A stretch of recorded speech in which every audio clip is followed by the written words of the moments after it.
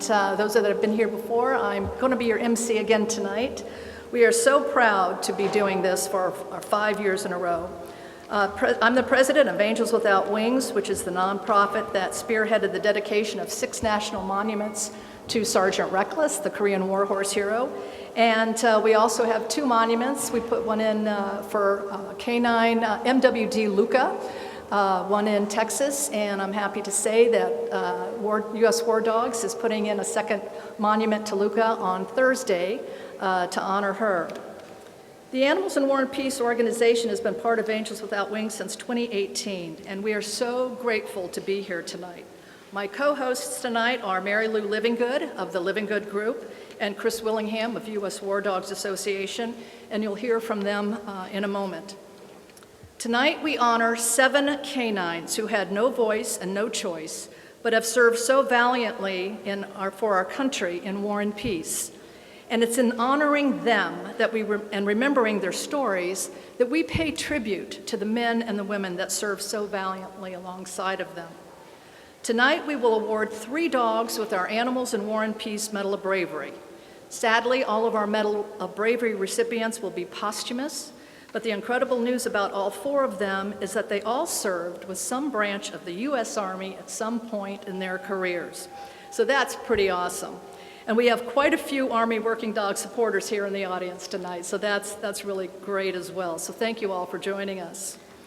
And before you all leave tonight, please be sure you look at the amazing artifacts over here that we have of the animals. And people have been so emotional when they go up and they actually see, especially those that aren't with us here, to really kind of touch them and feel their presence as part of this wonderful celebration of what they did. So I'd like to introduce, I don't see the Reverend Mary Lou. Has she come in? Okay, well, sadly, the chaplain has not been able to make it tonight, so we will move on from that. So I'd like everybody to then stand for the Pledge of Allegiance.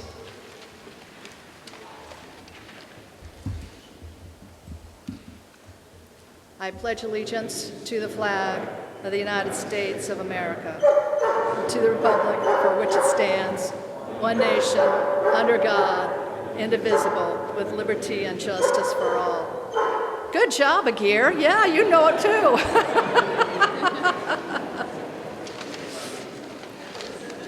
That's wonderful. So once again, we're here to celebrate, recognize, and honor our canine warriors at this time of year because Thursday, March 13th, is National Canine Veterans Day, a day set aside to honor and commemorate the service and sacrifices of American military and working dogs throughout history. It was on March 13th, 1942, during World War II, that the Army began training for its new war dog program, and it was called the Canine Corps, and marking the first time that dogs were officially part of the U.S. Armed Forces. So Thursday marks the 83rd anniversary of when the Canine Corps began. And in honor of Canine Veterans Day, I'd like to recognize 4 past recipient dog handlers who are with us here tonight, each one from our previous ceremonies. So fellas, when I call your name, if you wouldn't mind standing so we can recognize you. From our first ceremony in 2019, Chris Willingham with MWD Luca, Medal of Bravery number 6. From our 2022 ceremony, we have Marshall Morarki for Canine Hurricanes Heroes, DSM, Distinguished Service Medal number 1. And we want to throw out a condolences to Marshall. He lost hurricane a couple of months ago, and so we really feel your pain tonight, my friend. In 2023, we have Travis Harrison for K9K, Medal of Bravery number 15. And from 2024, Canine Cody is in the house herself with her dog handler, James Overton, of course. So they're present with us again. Thank you all for joining us. This is wonderful.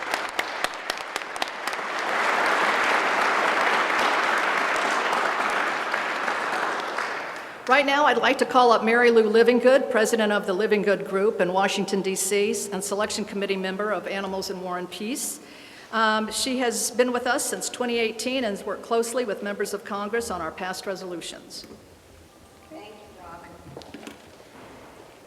It has really been an honor and privilege for the last 8 years to work towards recognizing our American animal heroes, their handlers and their families.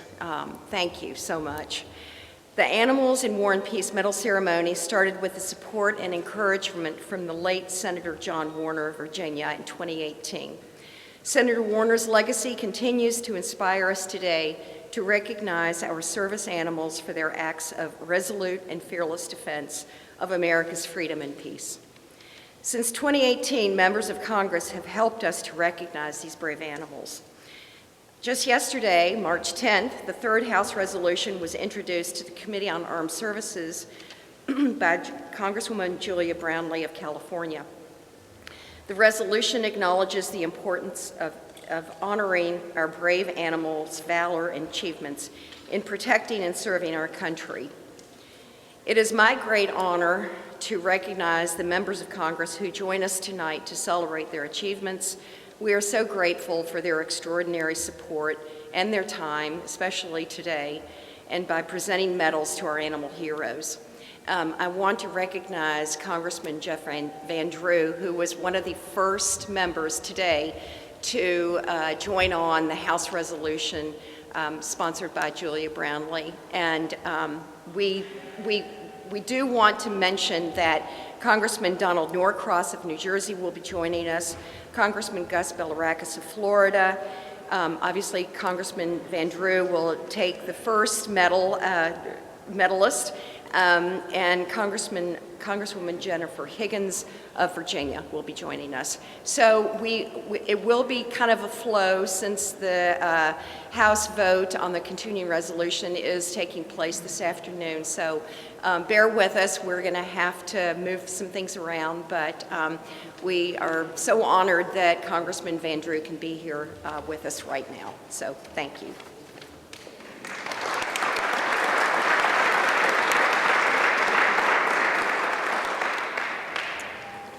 Thank you, Mary Lou. We are so honored to have these members of Congress here tonight. And I would like to take a moment, too, to welcome a few other special guests who have joined us tonight. General Sarah Albright, the 20th Provost Marshal General, Commanding General of Army Corrections Command.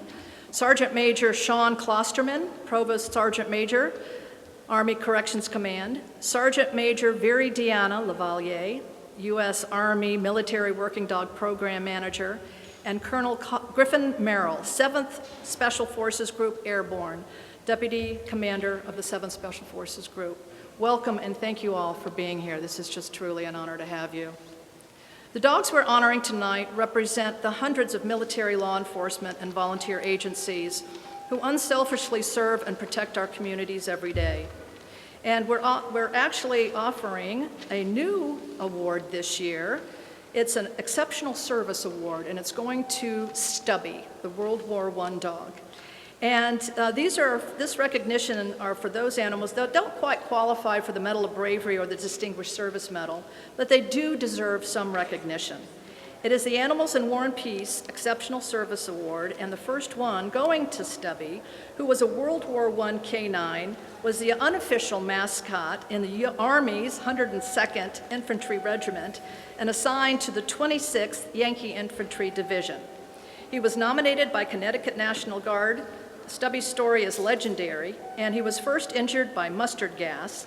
After he recovered from that, he learned how to warn his troops of mustard gas attacks. He also located wounded soldiers in no man's land, and since he could hear the whine of incoming artillery shells before humans, he became very adept at alerting his unit to duck to cover. So he was solely responsible for capturing a German spy. So we are honored tonight for Stubby to be the very first recipient of this new award. Sadly, a representative from the Coast Guard, from the National Guard couldn't be with us tonight, but his certificate is over on the table and you can check it out. But he's Army, so I love that too. So our first medal tonight, we're going to jump right in and do thank yous later. So our first medal tonight is going to be a Distinguished Service Medal. And our Distinguished Service Medal is presented to an animal to recognize distinguished and exceptionally meritorious service in the performance of their duties. This medal is awarded to an animal trained to provide a service to the military or first responders. They must distinguish themselves by extraordinary service and heroism, not justifying the Medal of Bravery award. To justify this award, exceptional performance of duty, clearly above that normally expected, which has contributed materially to the success of a unit, command, or department. The medal is also warranted for sustained superior performance throughout the course of their duties. And of course, this exemplifies our first DSM medalist tonight, K9 Agir. So Colleen, if you can go to slide 23 to K9 Agir. I can't see the thing. Is the slide up? Got it. Thank you. Let's see. So K9 Agir of Vineland, New Jersey Police Department. Agir retired from duty in August of 2022 after 9 years of faithful service. Here is his wonderful story.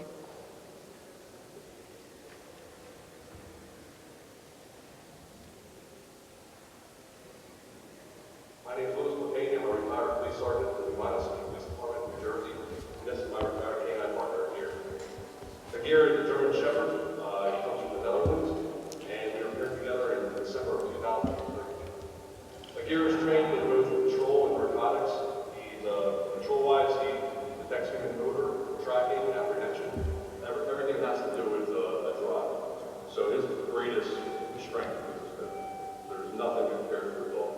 Our typical day at work, being Agir, we get up in the morning, primarily day shift time. As soon as he saw my uniform on, he knew what time it was, and it was time to go to work. He knew what time it was when he came home. Getting into police work, I always wanted to be a canine officer. It's one of the things I sought out to do.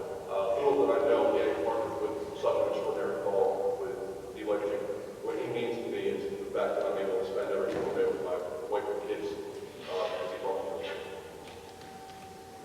Agir absolutely loved being in the spotlight.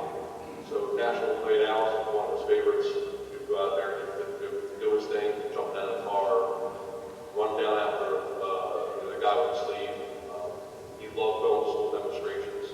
I would bring him to all these elementary schools in town. They were reading about police dogs, police canines. I would show them the police canine, and the kids would come up and pet him, which was really amazing that he was such a headstrong dog that during work he just knew, I need to go, don't approach me, but in a school setting, he knew, all right, these kids are all my friends. And, during Agir's time on the road, we were paired up. We helped with U.S. Marshals, FBI, DEA, state police, and surrounding jurisdictions here, both for narcotics and for patrol purposes. Some of the incidents that stand out in my mind are active March 2015, Agir and I were on the road, and we encountered the subject, or I encountered the subject, where we ended up getting a little difficult. That subject was able to actually get up the hands on me, and was able to grab my hand on both. Agir was let go out of our car, and he came immediately to my aid, apprehended the suspect, and was able to actually help take one of his hands off my handgun. I tried everything I could, and it wasn't until Agir showed up that I was able to actually break free from the suspect, and we were lucky that we were able to put him in handcuffs. Another incident that comes to mind is back in September of 2016, me and Agir were working river membership, and during that time, we heard on the radio struggle with a couple of our officers. Probably one of the hardest things I've ever heard on the radio is hearing them screaming for help. I immediately jumped in my police car with Agir. Another officer jumped in with us. We drove right to the residence, and as we pulled up, the sergeant was on duty called for a canine. With that location, I grabbed Agir by his black collar and ran to the residence. As I was walking into the residence, one of the officers that was involved in the struggle stabbed in the face. He was walking out of the residence covered in blood. I immediately went into the bathroom with Agir and saw them laying on the ground with the suspect. I gave Agir the command to apprehend, which he did, at which time they were able to put handcuffs on the suspect.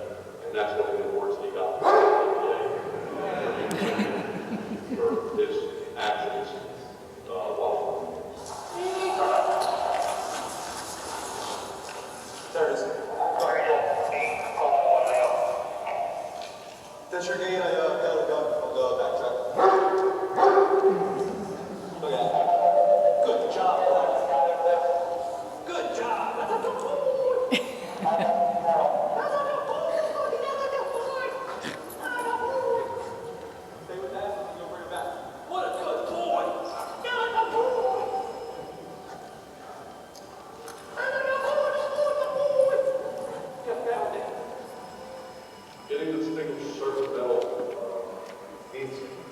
a great deal.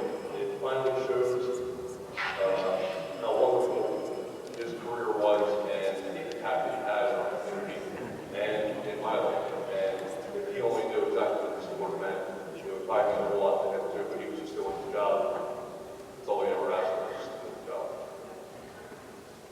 K9 Agir retired in August of 2022 after 9 faithful years of service. And tonight we are so very proud to award K9 Agir with the Animals and War and Peace Distinguished Service Medal number 9. Congratulations, Agir, for your distinguished service with the Vineland, New Jersey Police Department. Such a good boy.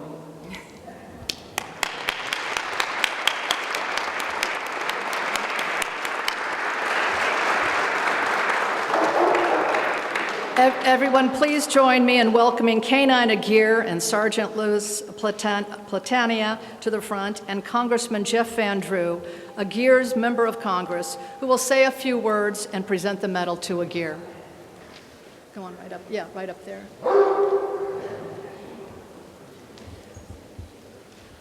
Karen, you want to give him the medal? Oh. You want to? Yeah, you can use that. You can use that microphone there.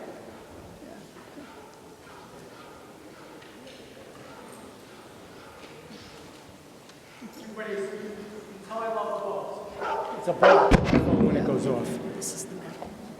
Okay. Let me just say a few words first. I have always loved dogs my entire life, and in fact, to be honest with you, I've had either shepherds or shepherd mixes my entire life. So, you know, my life has been one of perpetually having dog hair on the carpet, dog hair on my suits, dog hair on just about everything I own. Anybody who's had dogs, especially shepherds, can really relate to that. They're special. Dogs are special. Unconditional love. I guess that's the word, you know? You can have a bad day in the office, a bad day at home, a tough day at work. They're always with you. They love you, and they're there to help you. It's an amazing symbiosis. It's an amazing attachment that human beings have with dogs. It's interesting now, just as an aside, just my own story. So we've had at the most 4 shepherds. Mike, you know that. I've told you that before. And it's great to see the folks from Hurricanes Heroes here, which is a whole separate thing. I hope you all talk about that and learn a little bit more about it later. Before I forget, it's just like our veterans. We have to make sure that when these dogs have done their service, when they've spent their time, when they've made their sacrifices, that we remember them and that we take care of them and just don't discard them and forget about them. And that's what Hurricanes Heroes is about, so it's a good thing, and we're proud of the work that you do. So I have a shepherd right now. Usually I have 2, 3, or 4 of them, but I have one right now. And we run him hard every day. I live out in the country. We have some acreage. He was running real hard, and his leg got caught underneath the limb of a tree, and he shattered what would be our elbow really badly. They tried doing titanium implants. Didn't work. So right now I got a tripod of a shepherd. He's doing great. He runs hard, he plays, he's happy. It's amazing. Unlike us, we would be like victims forever. We'd be so upset about it. It's like, okay, I got 3 legs, I can deal with it, move on, let's have some fun, let's go outside, you know. I don't have the words to say how much I respect the work that our law enforcement, our military does, and that these animals does. They're part of the team. I don't have to tell you, they're there. I'm proud to say that Vineland, New Jersey is in my district. And I'm proud of the work that you all do. I'm proud of the work that you all do, and it's just as good to be here with you. So I'm going to present this award, and I want to make sure I do this the right way. I've done a lot with dogs, but I haven't done these. I've presented these with people. So I'm going to assume I'm just going to come over and put it right on them, correct?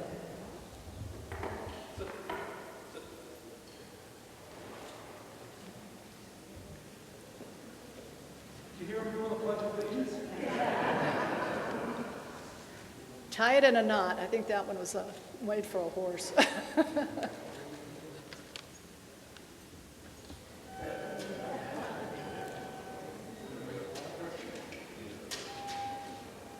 There you go.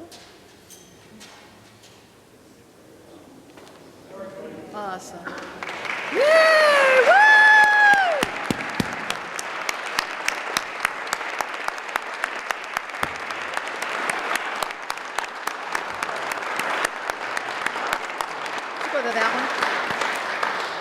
I wish I could stay here. We are voting on one of the most important bills of the year, continuing resolutions, so we don't close government down.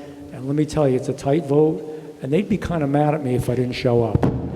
God bless you all. Thank you, sir.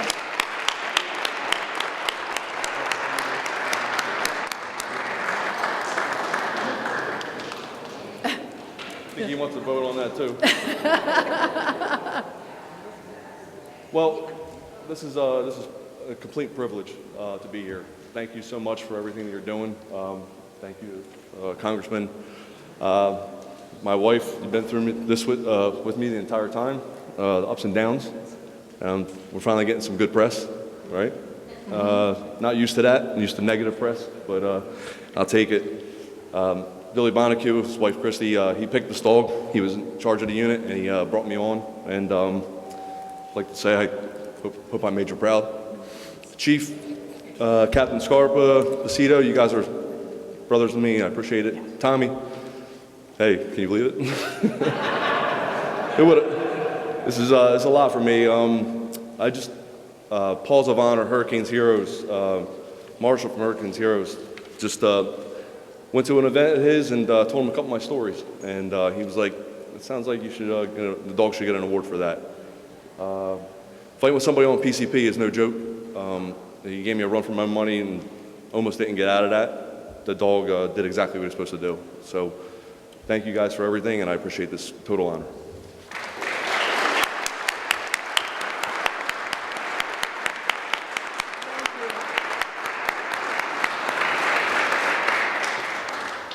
Thank you, Lou. This is just wonderful for you to be here. We're really, really grateful.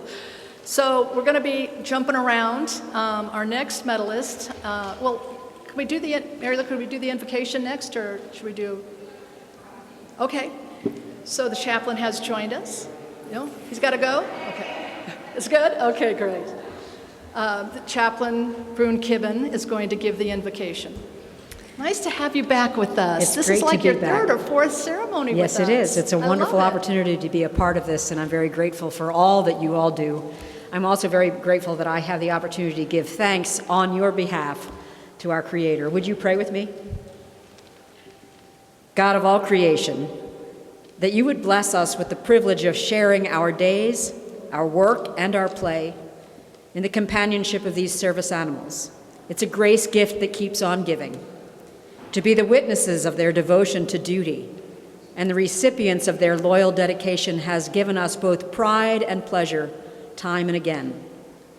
We need only look into their soulful eyes and discover the very special connection you have allowed us to share, a connection that knows no limits, responds to all needs, and defends against all threats. In them, we are blessed with insight into your limitless love for us, your ever-ready presence in times of trouble, the hedge of protection you promise us in the face of all uncertainty. Many may say this is an overstatement, an exaggeration of the natural inclinations of these animals. They're just doing their job. But when you created these animals we honor today, you erased all doubt that these dogs were designed to serve as a special reminder of your abiding presence and your steadfast love. May this ceremony serve somehow to speak into the souls of these warriors and reward them with our deep gratitude for their example, not just of duty, but of devotion, not just of obligation, but gallantry, and not just service, but sacrifice. Bless each one of these dogs, that they would know of the reward that you offer them through the care and the love of those who handle them and all who love them. It's in your eternal name we pray. Amen. Amen. God bless you. Thank you again for joining us. All right, so our next medalist is going to be Mr. Warner. We switched up again. Number 13, slide number 13. Mr. Warner worked for the Springfield, Massachusetts Police Department for 8 years before he retired in December 2021. Here's the very special story about Mr. Warner.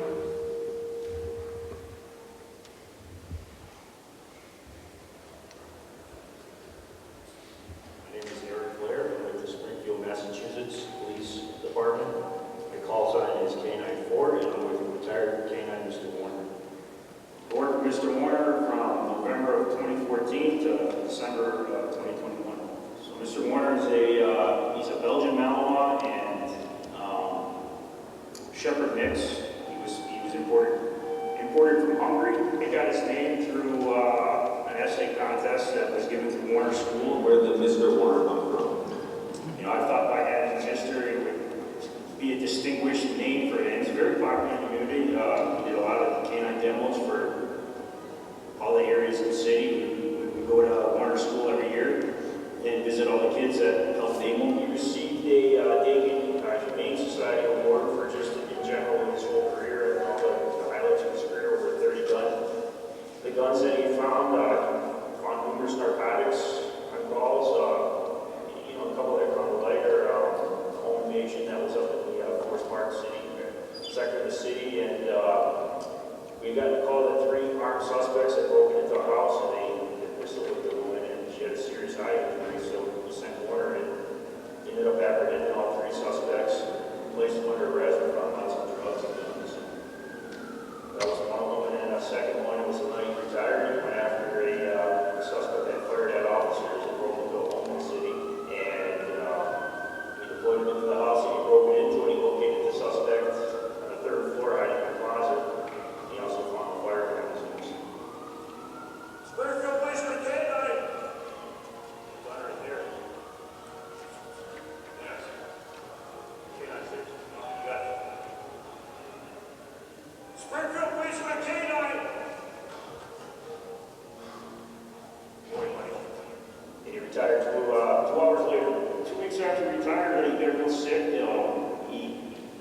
One of his hips got this big mass that grown on it, and he was looking at 3 surgeries with $8,000 of surgery costs. And at that time, it was a lot of money, and the community stepped in and they did a GoFundMe, and they raised enough money to take care of him and treat him and make sure he had a healthy, happy retirement. Heroes Law was put into motion with Massachusetts because of medical staff could not transport animals if they were injured while working. I mean, that doesn't just make sense to a normal person. If there's a canine that's injured, they just couldn't treat him, they just had to leave him, and it was up to the officer to get him the proper care. At that point, yes, because of mass law, they could not treat these animals. They had to be treated.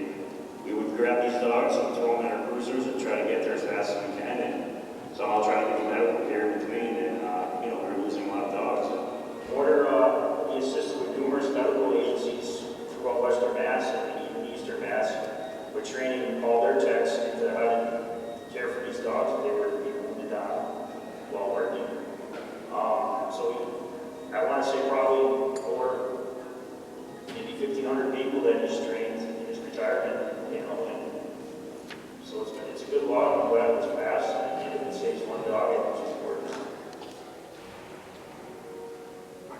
To me, it means, all the hard work and dedication that this dog gave his body and everything to the city of Springfield, and he was one of the most successful dogs in the department, and it just means a lot for him to be able to be recognized and to be an ambassador to the city of Springfield for all his hard work and to put Springfield on the map in Washington as to how great our canine unit is and what we strive for in these animals. Mr. Warner assisted in hundreds of arrests in his 8-year career, including but not limited to over 30 firearms cases, narcotics cases, armed robberies, and assisted multiple law enforcement agencies, including the Massachusetts State Police. He is the most decorated canine in the history of his department and has received multiple local and national awards throughout his career. Even in retirement, Mr. Warner continues to serve his community. And today we are incredibly proud and honored to award Mr. Warner with the Animals in War and Peace Distinguished Service Medal number 8. Congratulations, Mr. Warner, for your dedication, love of your community, and distinguished service with the Springfield, Massachusetts Police Department.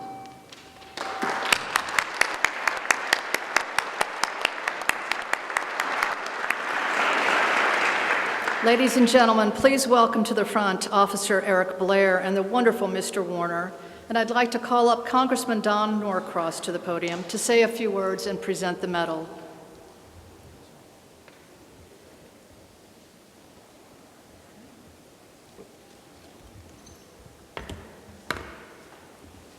Mr. Warner, how are you, buddy? Oh, you too. It's a real honor to be here today. When I served in the New Jersey State Senate, I had the honor of giving the award for retirement to a police dog in Kansas City that had the most arrests in the history of the state of New Jersey. Wow. So today we see we're doing that once again to, they call them service dogs, but I call them companions. We understand that bond between human and their dogs. And after reading and hearing the stories, obviously he has one of those also. Highly trained, saving lives both back home. We understand what dogs mean to us. They are working, but so are their handlers, so are we. But the love and connection, and if any of you have ever driven over to the Capitol, we have one every time we go in to make sure that we're safe. So we see that day in and day out. So on behalf of a grateful nation, I'd like to present this to Mr. Warner, who apparently had the right size for him.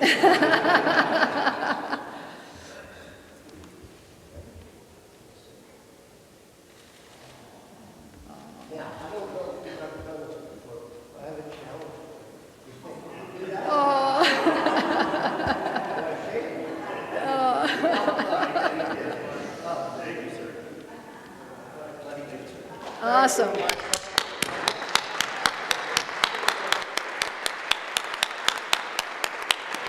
you, sir.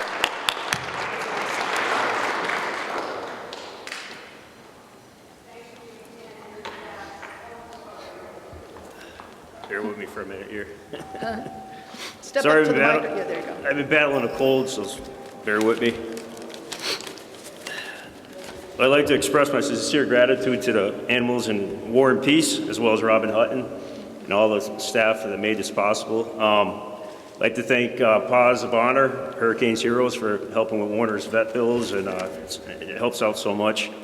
What a beautiful ceremony. I can't thank you enough. Thank you, everyone. I would like to also express my gratitude to my family and friends, especially my wife, Carmela, and daughters, Evelyn and Lillian. They were so supportive of me throughout my canine career. I'd come home late, had a rough day. They were always there. They understood. I missed out on big events, but it was for a good cause. So thank you for always being there besides me and supporting me for what I love doing. I'd like to express my gratitude to Cheryl Clapprood. She was my ex-commissioner. She retired. Superintendent.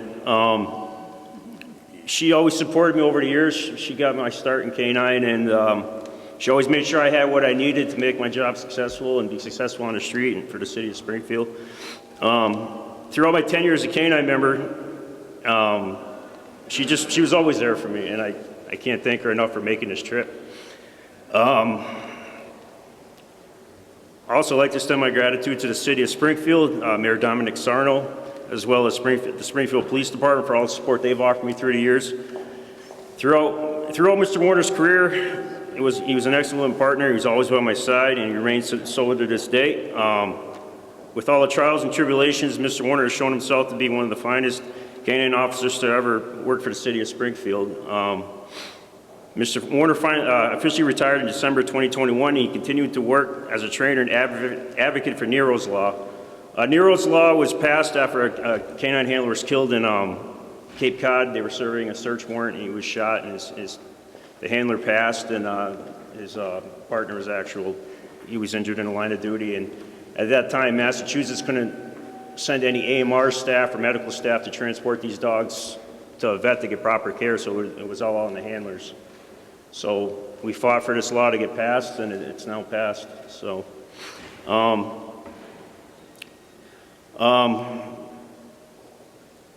In addition to Nero's Law, Warner's actually been assisting with Dakota's Law. We're trying to get that passed so all these dogs, when they retire, they get the proper medical care they need, and they should have it, because their bills do rack up after they retire with all their medical costs and everything. So we're trying to get that passed in Massachusetts, that they'll have support when they retire. So under Dakota's law, the state would provide financial assistance for retired canines for all their medical needs throughout their life. In addition to being an honor for myself, this is an honor for the future canines of the world, and it's an honor and privilege I will never forget. My thoughts and prayers with all the working and non-working canines and their handlers. Thank you very much.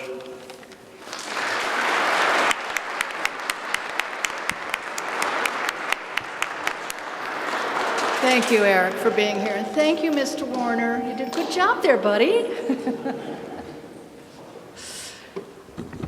Okay, so our next medal is going to be a Medal of Bravery. It will be MPC Luca. So our medal, now members are still voting, so we're not sure when a member is going to be coming in, so we're going to be hopscotching here a little bit. So anyway, we'll present MPC Lucas.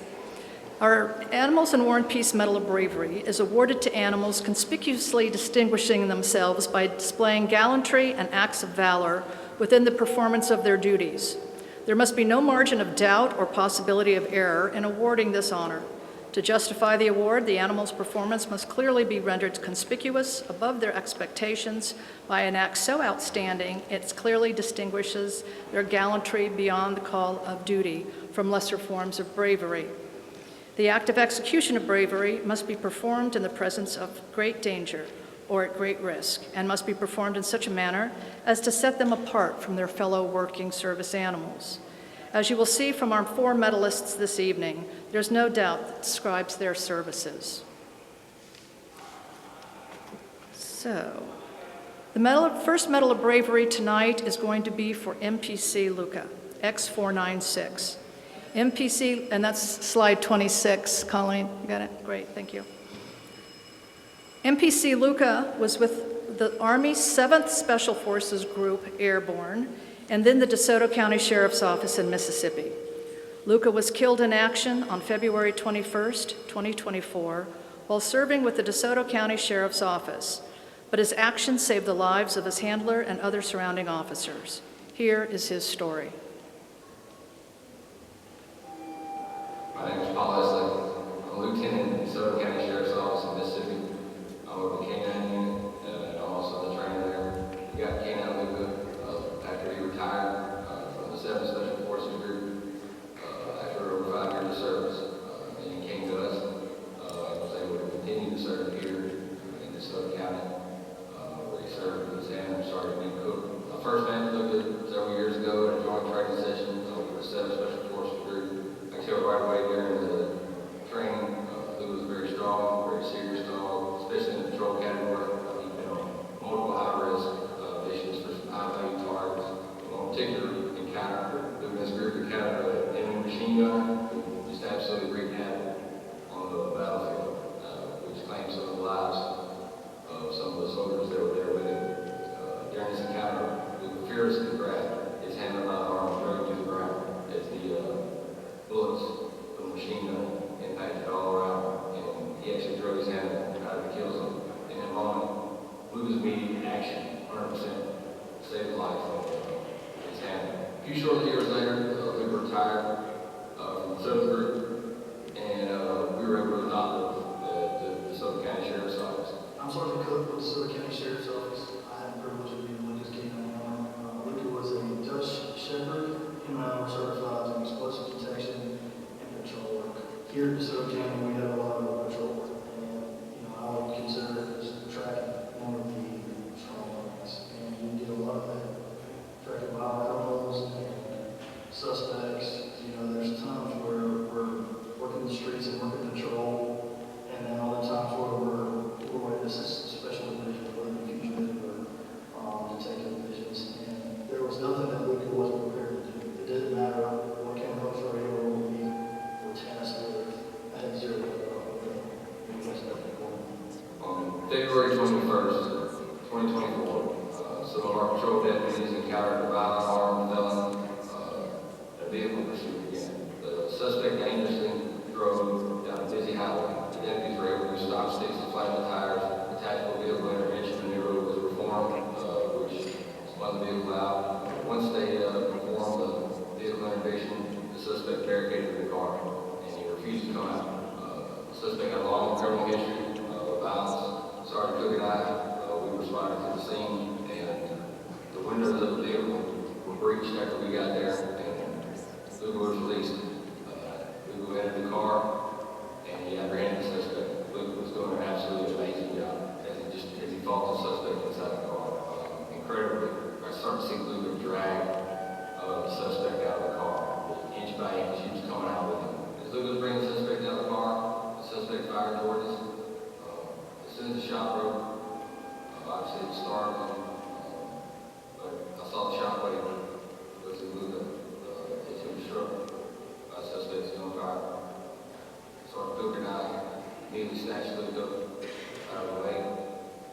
As we moved Luca out of the window,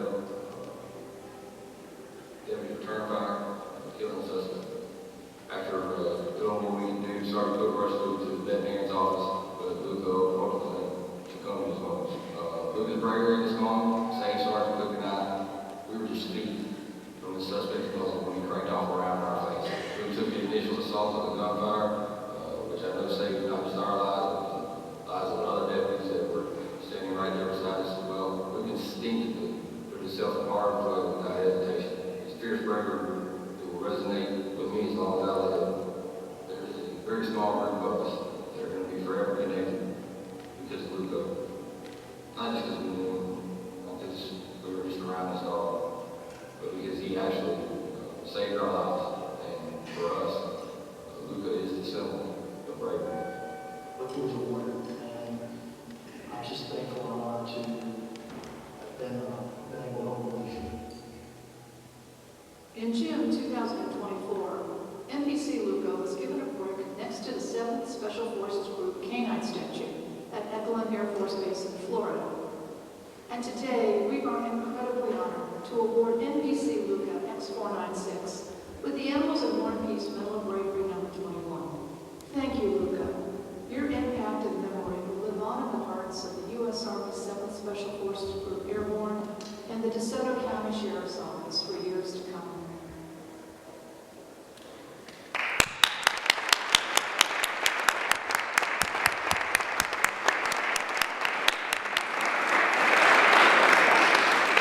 God bless you, Luca. Friends, please welcome MPC Luca's trainer, Lieutenant Paul Leslie from the DeSoto County Sheriff's Office, Sergeant Luke Burkhart, Luca's handler with the 7th Special Forces Group Airborne, and Colonel Merrill Griffin, Deputy Commander of the 7th Special Forces Group Airborne at Eglin Air Force Base in Florida.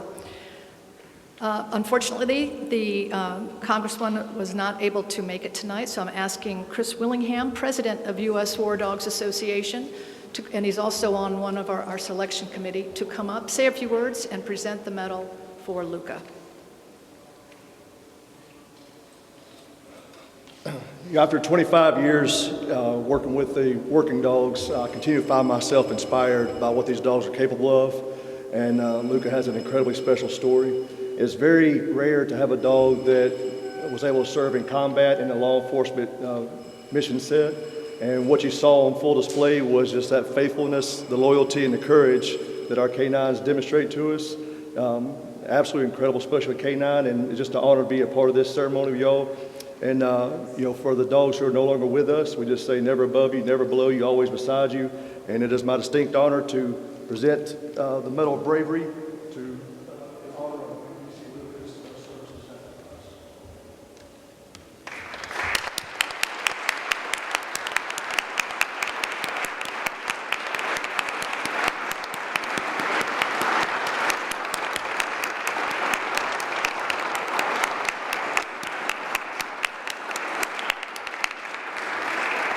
Thank you, Chris.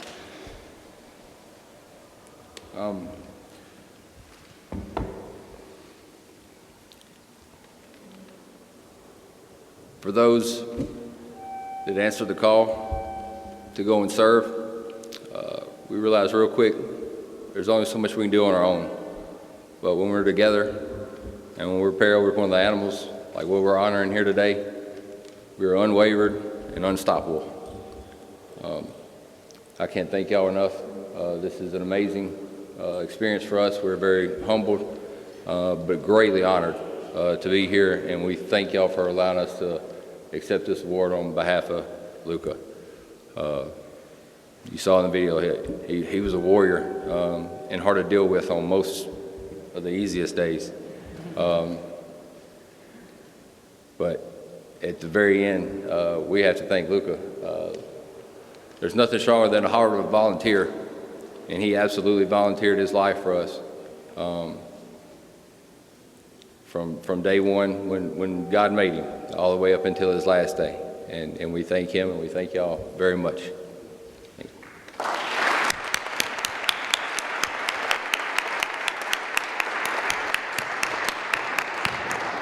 Hey, good afternoon. Thank you everyone for coming to this. I especially want to thank Animals in War and Peace, as well as Ms. Hutton. I really do appreciate it. It's an honor and privilege to be up here. I also want to thank Paul.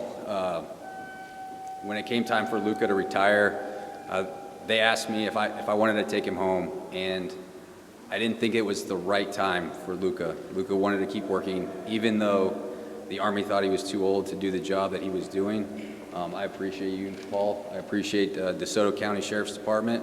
You gave Luca a purpose. You gave him what he wanted to do and what he would want to be doing right now. Thank you.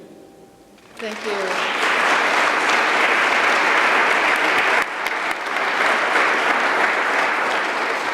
I'd also like to quickly recognize two other members who served with Luca with the 7th Special Forces Group, Sergeant First Class Chad Davidson and Sergeant First Class Justin Hansen.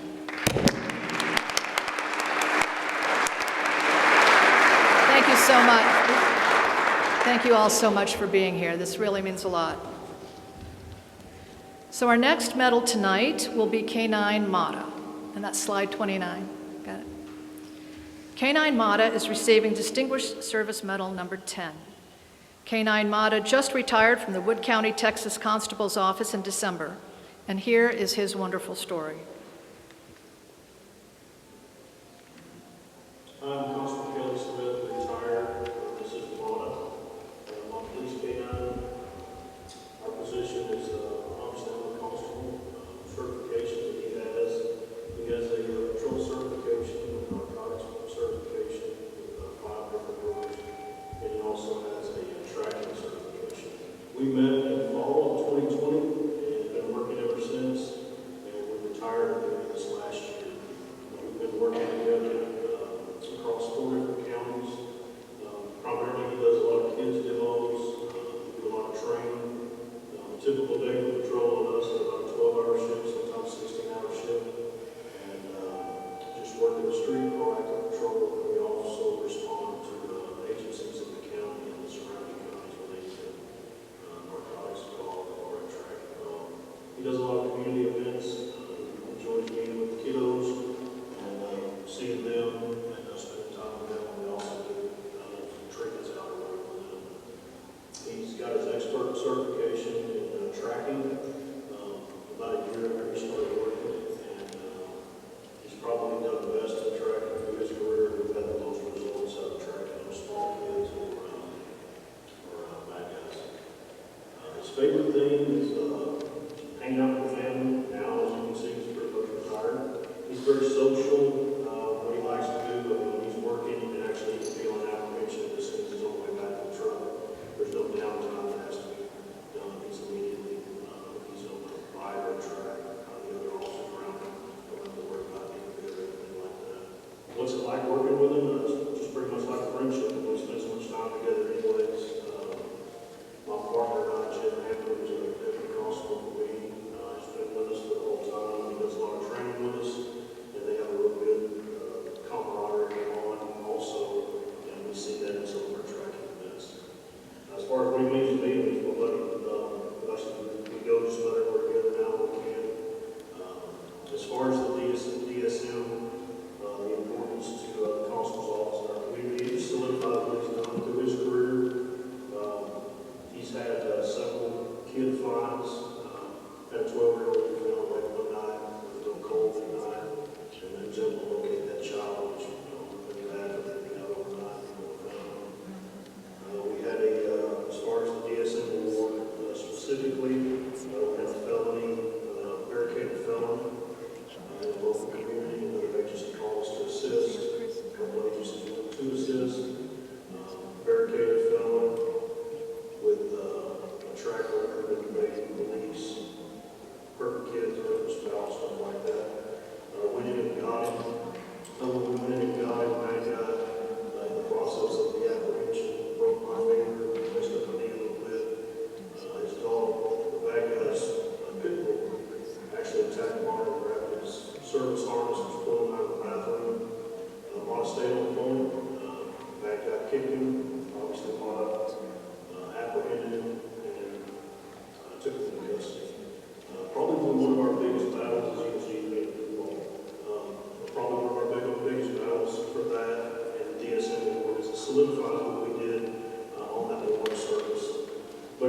lot to the council's office and to our community to be able to show the rest of the community how important, how big of an asset it is. We really appreciate it.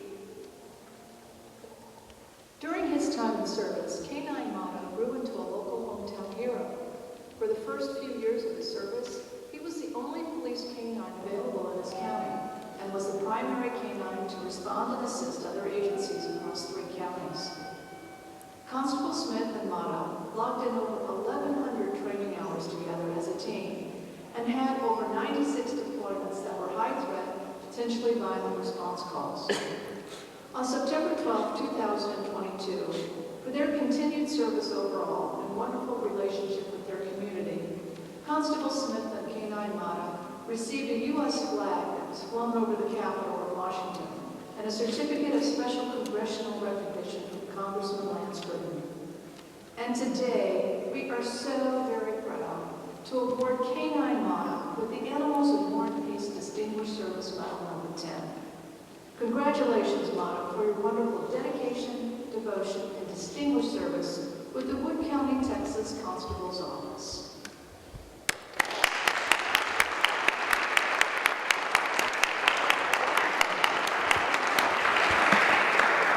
Please welcome K-9 Mminto and Constable Kelly Smith to the front, and give another warm applause to Chris Willingham, again from U.S. War Dogs Association, who will present the medal. Sadly, Congressman couldn't be here tonight. So you're going to deal with a Marine from Alabama. Again, it's incredible to see these dogs' capabilities. I love to see the dog who has the full mission capable set of going from community events to going out and locating lost children, and then when it's time to get dirty, he's able to get dirty. And I know you can train these dogs to a very high level, but there's some things you just can't replicate, and you just hope that when you face that unknown threat that your dog performs, and Matt absolutely performed beyond expectations. And it is my absolute pleasure to present the medal for Matt's service.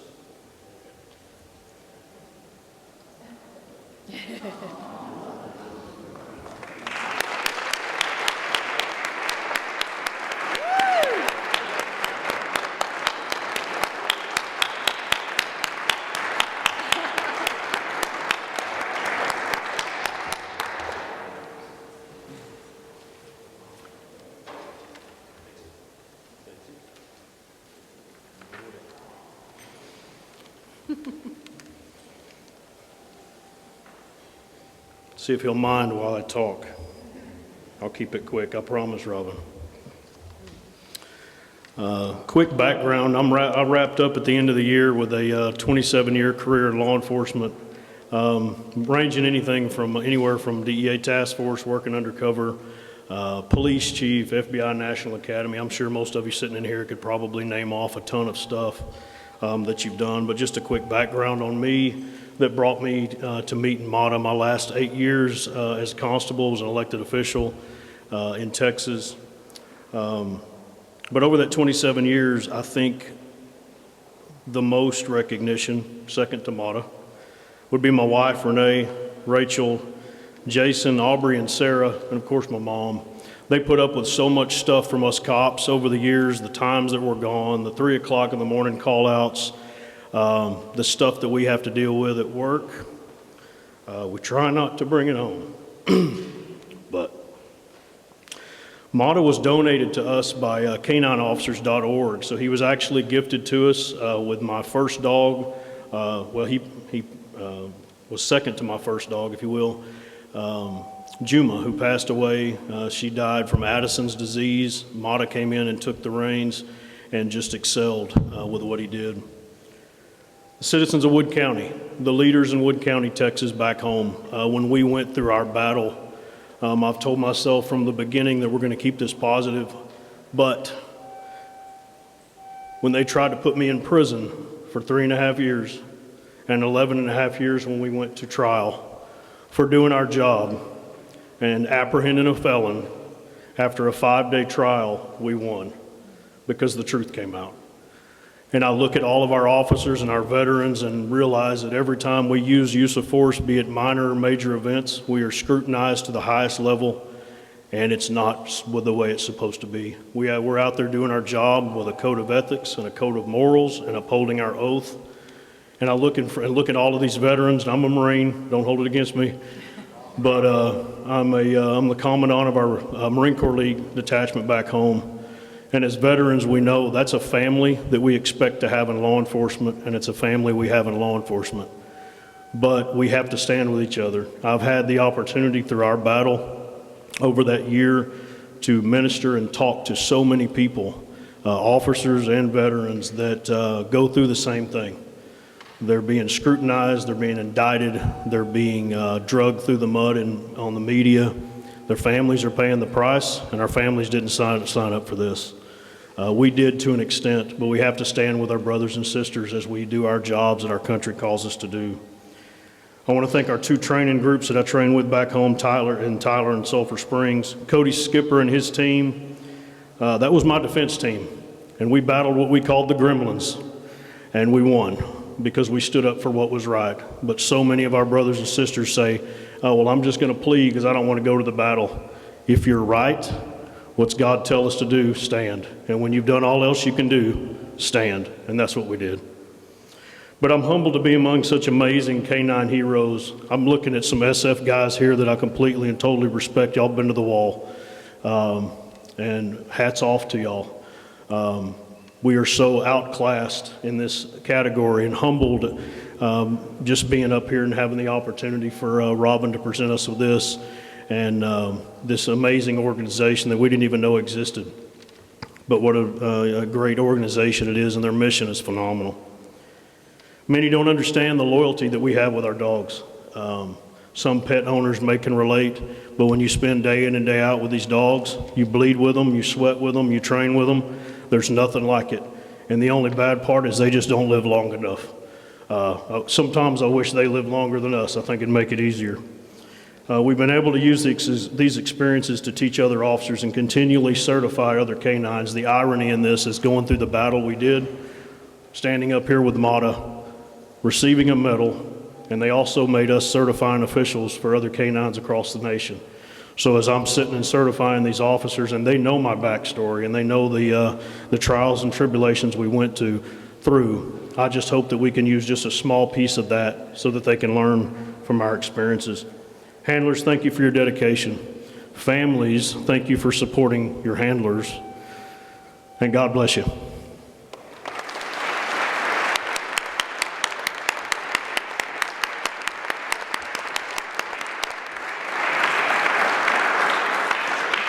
Thank you, Kelly. Really appreciate you and Mata and the family being here with us tonight. So we're going to try to slow things down a little bit to see if members can make it from the vote. And so what I'm going to do is jump back and thank some...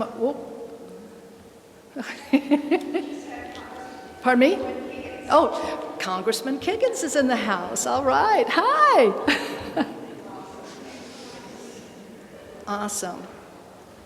Well, why don't we do this? Because I know time is important. We will go ahead and let's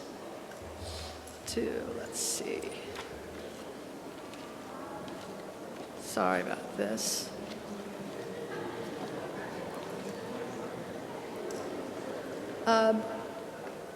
Is your time tight, or can you wait a minute, or you're good? Okay, good. Thank you. All right, so why don't we go ahead and sorry about this, folks. We're going to do CAD Spido next, okay? Slide number 17.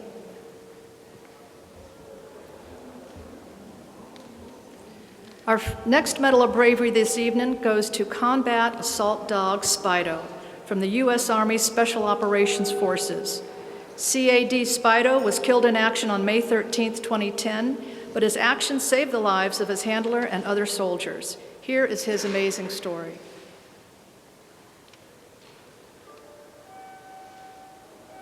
Hello, I'm retired Master Sergeant Sean Gregory, 10 years with the East South Canine program. I picked Spido in March of 2009, so I saved the dog in the program. Spido was trained for human apprehension as well as explosive detection. Typical day for training for us ranges between basic canine training, mission-specific training, full mission profile scenarios. Spido is incredibly easy dog to work. It was evident from the beginning that his eagerness to work and please would fit in well to his assault training and mitigate any threats possible overseas. My opinion is a unicorn dog with every strive to want. It made my job easy. His best attributes is he was easy and switched back and forth between work and play. You hang out with him, play with him, then you switch it back on and go work when needed. Spido was killed on May 13, 2010, in Operation Close to Afghanistan. I was not there that day as I went home to celebrate the birth of my daughter. My team leader took out Spido in an effort to keep him working and keep him going until I got back to finish the deployment of my assault. On infill, the assault force took some arms fire as a brief firefight. Spido was called forward to clear a small chest-high grass. He carried multiple enemy combatants and recovered with the handler. The assault force dispatched those enemies along the route. Toward the end of the field, close to the target building, final enemy combatant that Spido located stood up and shot AK automatic fire towards the Spido and assault team. Spido was struck. The assault team immediately dispatched that enemy combatant and then took grenade frag from the side. The team leader rendered aid. When the aid was finished, he returned back to Spido and seen that Spido had succumbed to his injuries. Spido's action stabilized his teammates. Spido's dedication and companionship deeply missed by his teammates tonight. Spido receiving this award means so much to me. He was recognized by his unit and by the country for his life-saving actions on target. I may not have been on that day.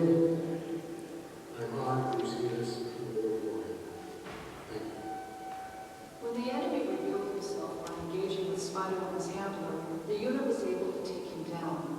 If it wasn't for the bravery and selfless actions of Spido, his team members would not have had time to react. For his exceptional actions, we are very proud to award Combat Assault Dog Spido with our Animals of War and Peace Medal of Bravery number 20. Thank you, Spido, for your incredible devotion, service, and sacrifice with the U.S. Army Special Operations Command.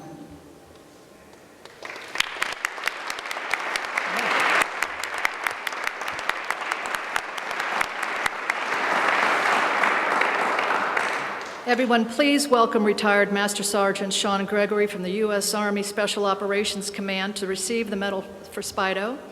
Joining him is, excuse me, my mistake. Congresswoman Jen Kiggins. She'll say a few words and present the medal here. Well, thank you. It's just a privilege to be able to share that story. I mean, it's a remarkable story, and I know that you are proud of Spido, as we all are, and I think that just this medal just symbolizes his bravery and your relationship, your friendship, and hopefully just allows you to just honor him in his memory. But thank you so much for your service and sacrifice.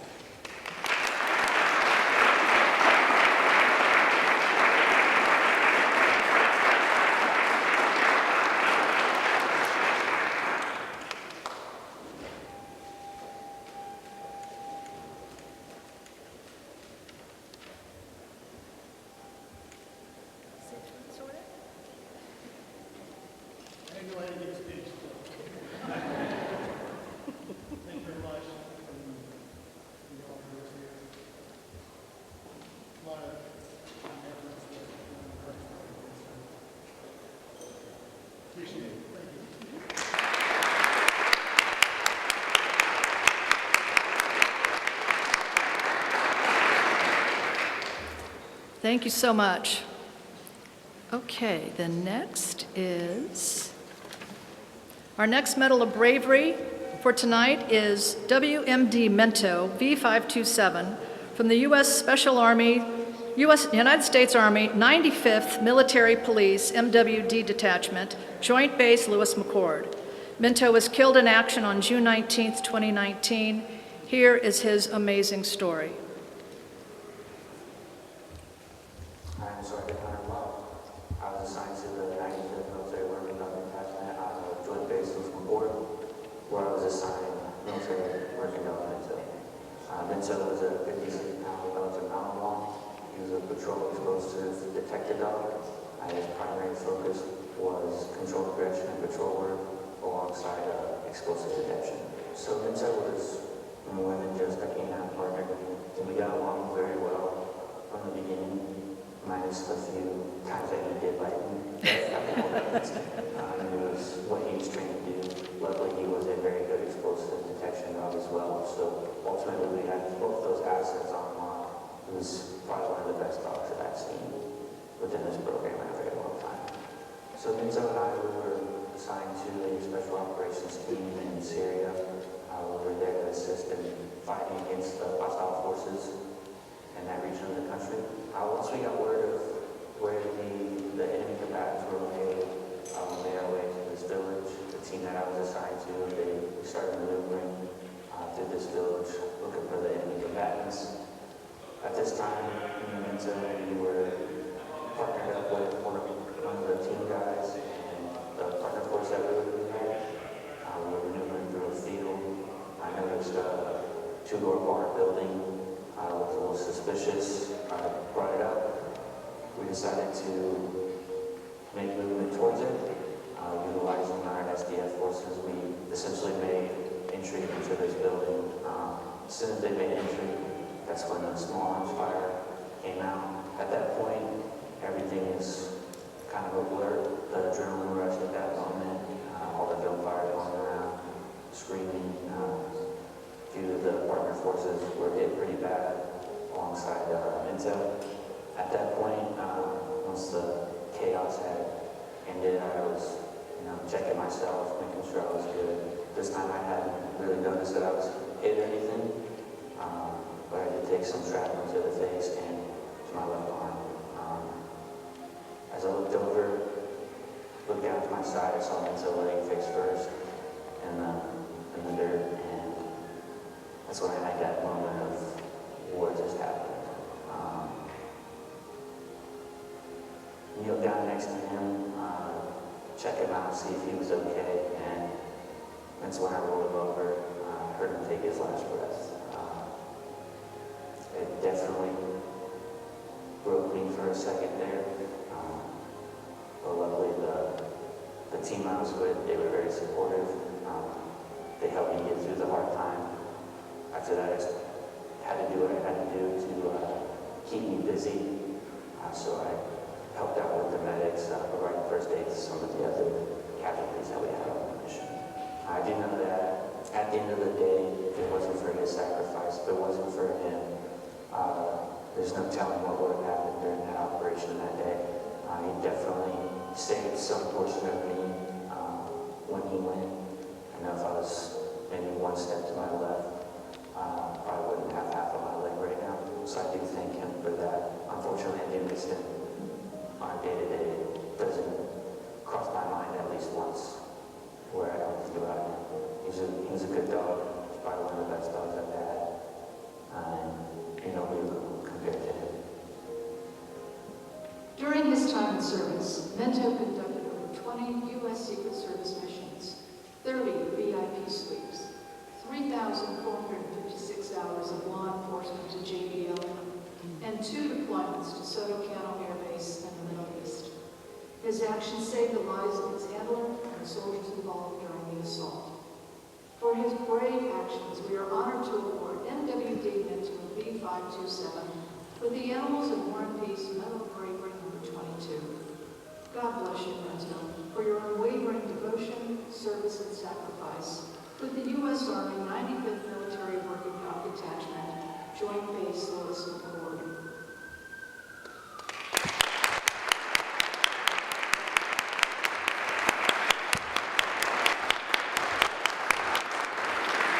Please welcome General Sarah Albright and Sergeant Major Viridana Lavalier and Sergeant Hunter Loud, Mmento's handler, to receive the medal from Congresswoman Kiggins again. Thank you. Well, congratulations to Mminto and to all of you. You can tell what a special dog he was, and just his dedication and the relationship that you had with him. I mean, it's truly remarkable to watch, and we are certainly grateful for his service and for your sacrifice. But again, hope that this serves just as a memory to him and in his honor.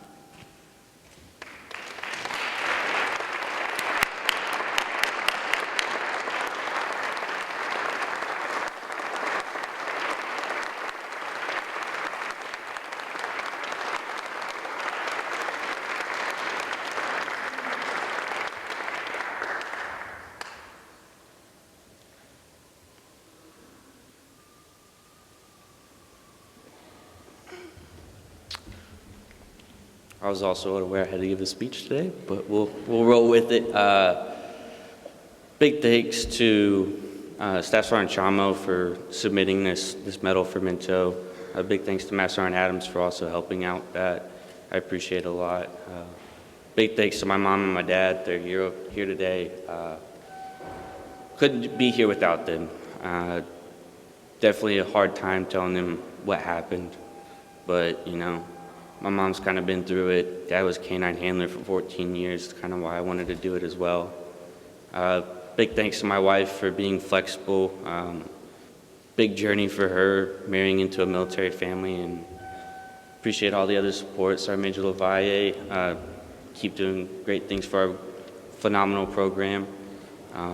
And thank you all for being here today. I appreciate it. Say something?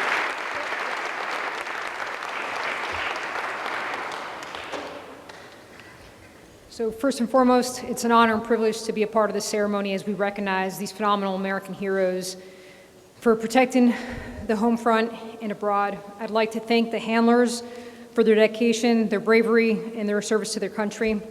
As a handler myself, I like to say that this is very humbling, and it's an opportunity for us to kind of take a step back and realize the importance it is for us to make sure that we're training these military working dogs and canines to the best of our ability and trusting them when the time counts. And not only that, but taking them and taking care of them, you know, on and off duty. It's our responsibility as handlers to do that. And again, personal thank you to the staff, to the team that is doing this incredible ceremony, to senior leaders across the Department of Defense, our interagency partners, our law enforcement, and even the public, just for taking the time to recognize these American heroes, to realize what they're doing. And again, just thank you again.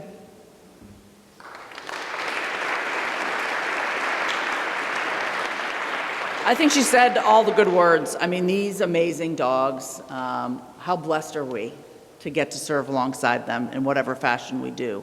And you can look and say, what makes that animal run toward danger? And you could say it's the exquisite training or the amazing ability of their handlers. But I think what you heard today, when you see these dogs and their handlers and you hear the stories, they're running toward danger because of love.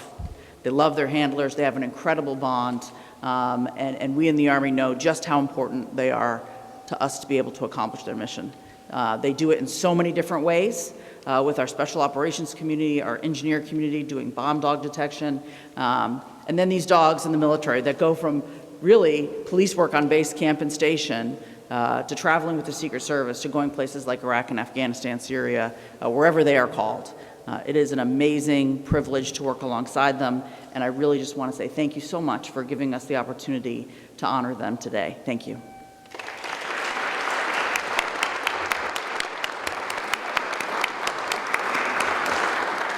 Thank you, General Albright, for being here, and thank you, Hunter, for flying in from South Korea to be here tonight to honor your hero. It's really something special. All right, so our last medal of the evening is number 32. Got it? Great.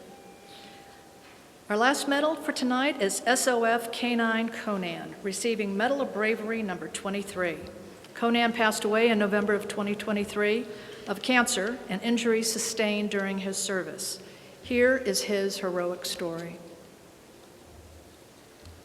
Hello. I recently retired out of the Army after 21 years of service.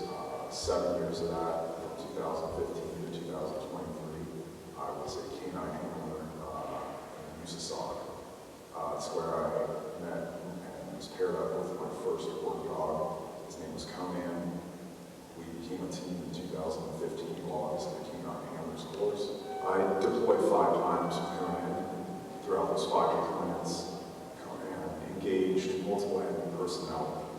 inside the building and also outside hiding.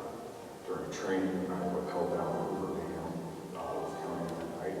It's about 600 feet down in front of the dam, and we got to the bottom and assaulted the interior of the structure. That was probably the coolest training that I did with him.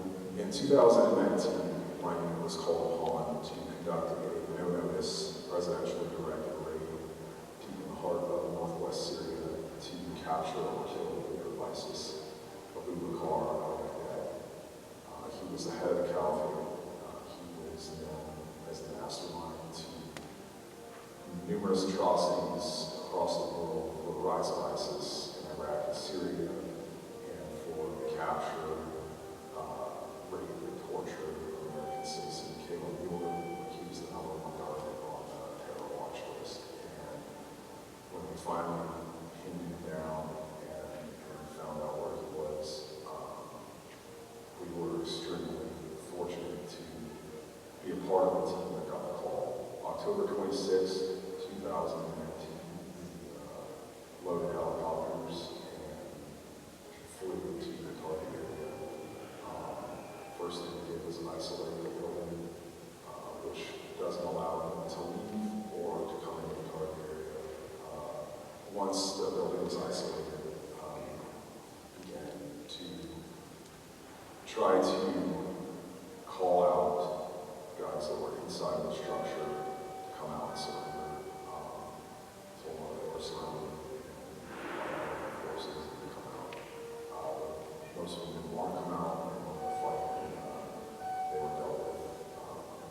But we still didn't have Baghdadi at this time.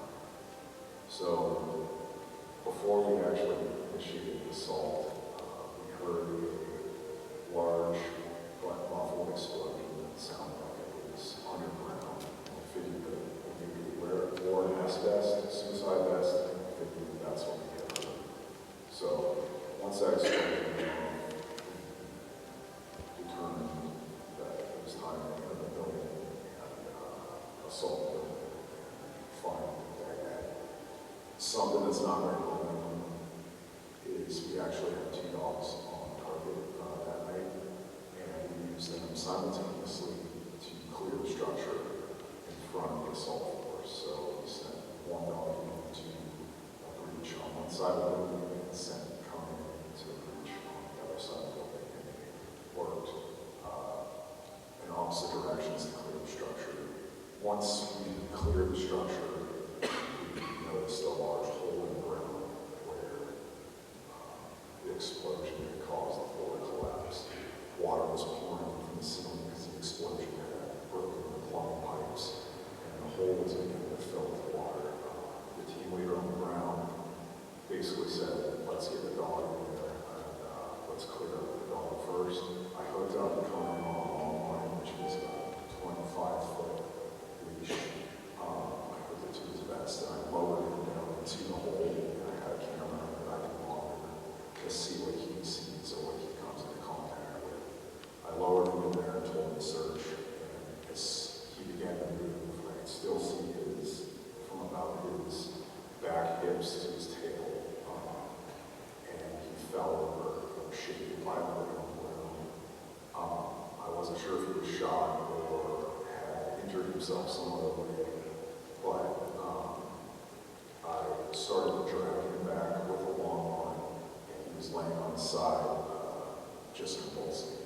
So I get him out of the hole, and I told the team leader that I thought there was a chance that I'll electrocute him, which ended up being what had happened. So Baghdadi blew himself up. He had broken the plumbing, and the explosion caused live wires to fall down simultaneously as the water was pouring into the tunnel, which basically caused a pool of water that was basically having electricity running through it. Someone coming into the water, he was electrocuted to the point of not being unconscious. So at this point, we were able to call up to a team outside the building, and they cut all the power to the building and allowed the guys to get down there.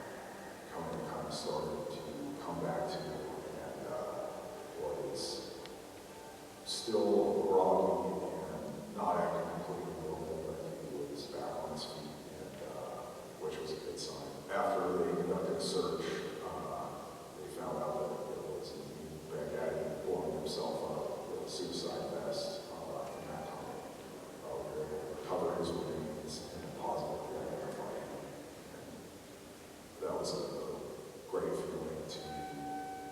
all of us to know that we're successful in the mission. Conan recovered from his injuries and returned to field duty shortly after the raid. On November 25th, 2019, Conan and members of the Special Operations team were invited to the White House to be honored by President Trump, Vice President Pence, and the world. President Trump presented Conan with the Presidential Recognition Award. And today, we are so very proud to award SOF K9 Conan with the Animals and War and Peace Medal of Bravery number 23. God bless you, Conan, for your dedication, devotion, bravery, and service with the U.S. Army Special Operations Command.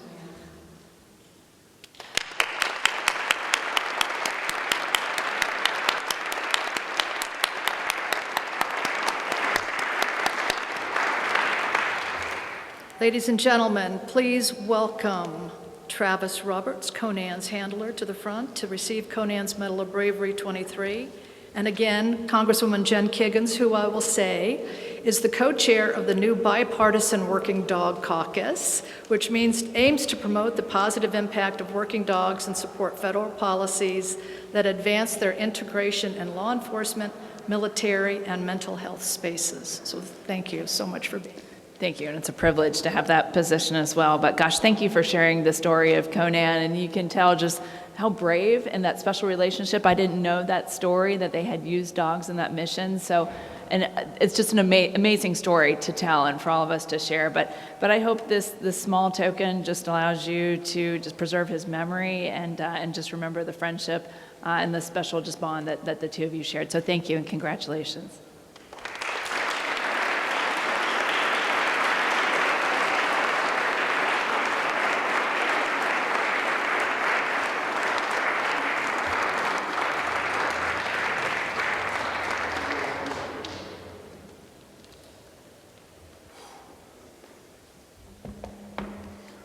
Well, thank you, Robin, for putting this on. This is an incredible event. These dogs don't get recognized enough, and it's an honor and a privilege to be a part of. I'd like to thank my buddy Rick Hogg here, who, when we found out Conan had cancer, he has a foundation called In Honor of Duco Project, and he basically when I called him and said that Conan was going down a bad path and that we needed to get treatment, he took care of Conan and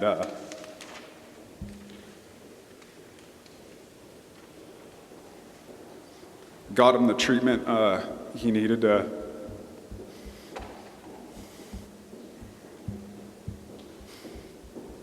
allow my wife and kids to come see him one last time. We were actually traveling in an RV, and a good buddy of mine had adopted Conan for us while we were gone, and we were across the country, and along with taking care of all of his medical requirements, he also flew our family out to say goodbye. So thank you. We'll forever be grateful, brother.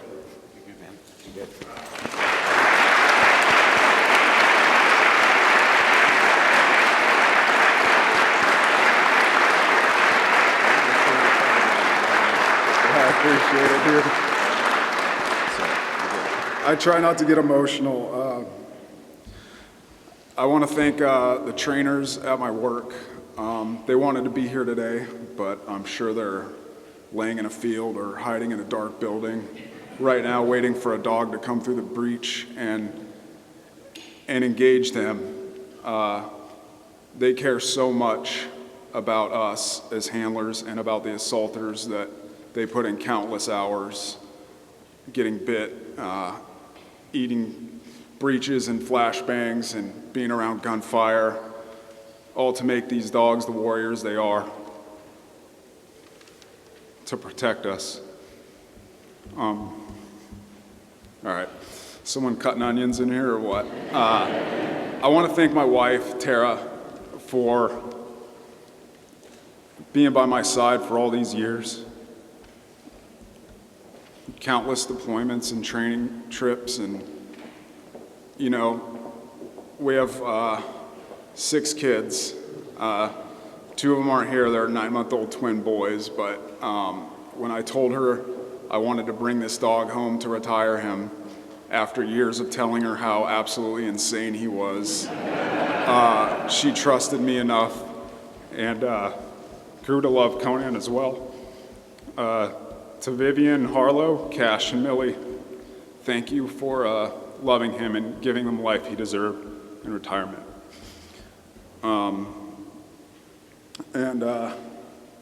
It's an honor to be here, and thank you again, Robin. I appreciate it.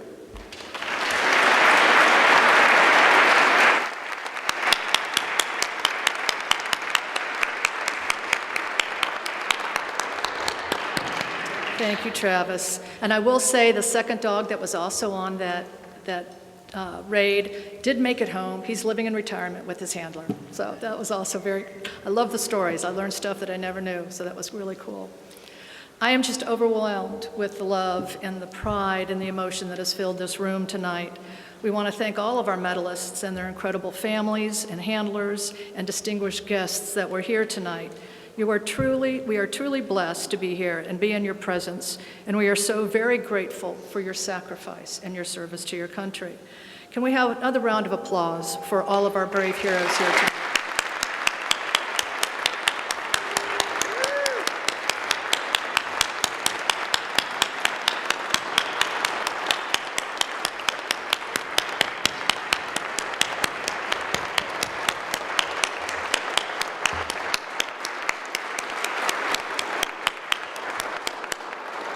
And I want to give a special thanks to the members of Congress, especially Congresswoman Kiggins, who came and was able to be here tonight and took time out of this crazy day to be here and honor our heroes tonight.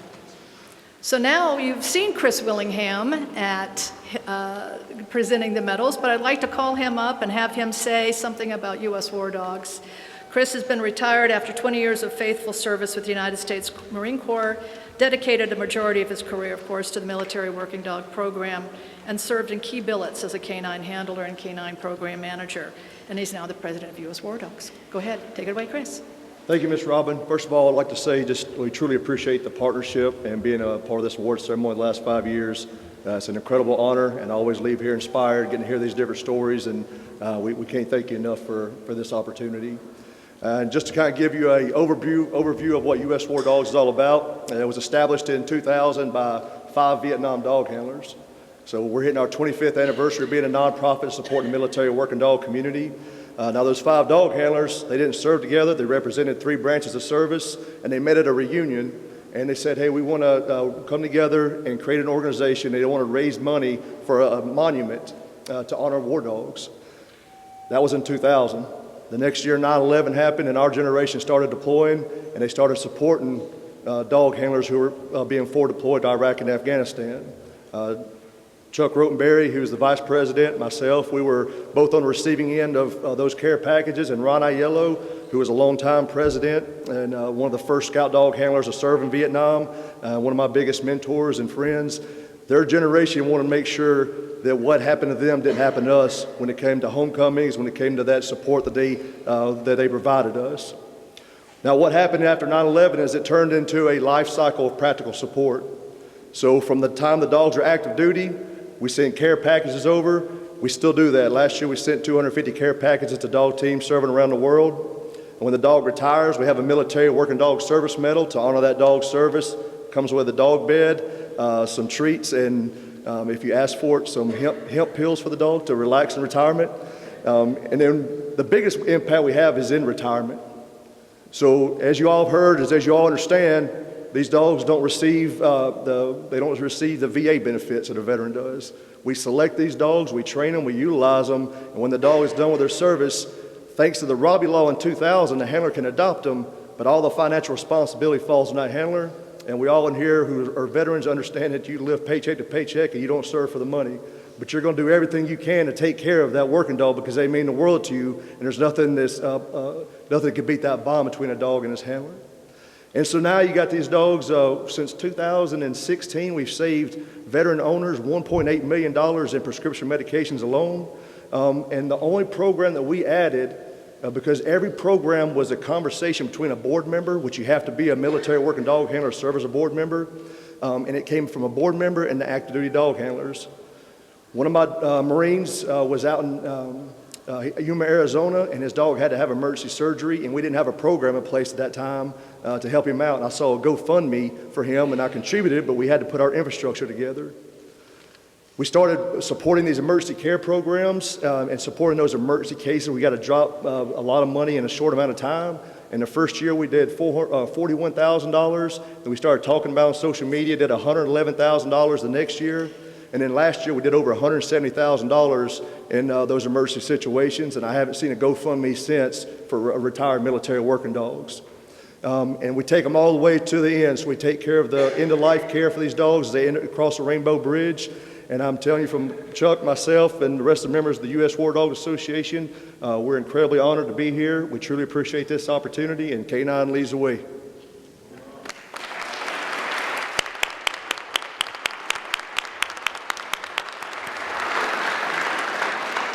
Thank you, Chris. We're so proud to have you be part of this wonderful celebration. So now I need to also thank our sponsors, and I'll do this really quickly because I know we're running a little late. But we have gold sponsor Timothy D. Day Foundation, who have supported our organizations for years, even some of the monuments for Sergeant Reckless. We also have another gold sponsor here, Tony Mulligan from Hydronolix. You'll hear from him in a moment. We have silver sponsors, Gary and Mary West, Lee and Ramona Bass, and Martha and Stephen Peterson, who have been with us for several years now. Bronze sponsors, we have K9 Hurricanes Heroes, Deborah Sergisgetter, Med Vet, who's in the house tonight, National Assessment, who is also with us again for our second year, the Marine Corps League, Detachment 1062, and Three Pearls Charities. We are so honored to have you all join us and support this year after year. We're just very, very grateful for this, and we're very, very proud to have you with us tonight. I'd now like to call up Tony Mulligan and say a few words from Hydronolix. Hydronolix is a high-technology company specializing in extreme performance, small unmanned vehicles for both air and water. In fact, several of his vehicles are named after Reckless, and you can see his wonderful banner up there by the water station. So thank you, Tony, for being with us here tonight. Thanks, Robin. I'm Tony Mulligan. My wife Lynn's with me. Strange way of the world of life that we're here right now, second time. We develop robots for the Marine Corps in the water. And the Marine Corps had this affinity for one of our platforms that they named Reckless, after Sergeant Reckless, and which was a pretty scary thing for us. Like, why would we name a product Reckless? And but then I had the luck of meeting Robin and got her endorsement of what we were doing, because I didn't want to pick up a name, you know, if the people who are really promoting it. And then I discovered something far cooler, and that was her organization and all of you people, the things that you guys do. My wife and I love animals also. And I mean, all we have to do is write a check, which we're going to gladly do. And but you know, we're just so amazed by all of you. You guys are the ones that are really doing it all. And thank you so much for loving your dogs as much as you do. We just think that's beautiful. So thank you very much, and keep it up.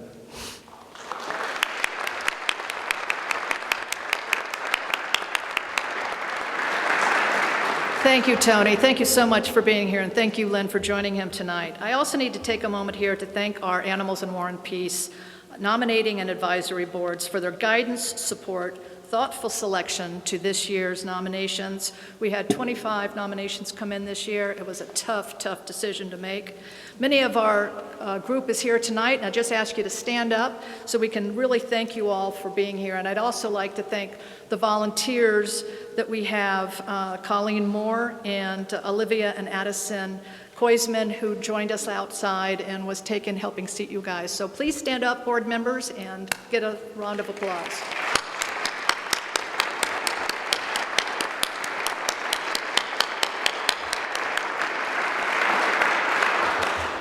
This event could not happen without all of the work that they did. And we had everybody working, putting out the artifacts, putting up the certificates, putting up the banners. It was absolutely amazing. So thank you, Team AWP, from the bottom of my heart. So before I conclude this evening, I just want to announce that the nomination period for our 2026 ceremony is now open until August 31st. If you know of any cool dogs or any animals, dolphins, pigeons, whatever, please send them our way. Horses, we love them, and we try to honor them in the best way that we can. And I want to make sure that everybody, all the medal winners know, and the sponsors, and to stay close. We're going to take pictures at the end, and then we're going to have a party at the Holiday Inn, National Mall. Everybody's invited. Please join us to raise a toast to all of these wonderful heroes. And I thank you very much. God bless you, and we'll see you next year.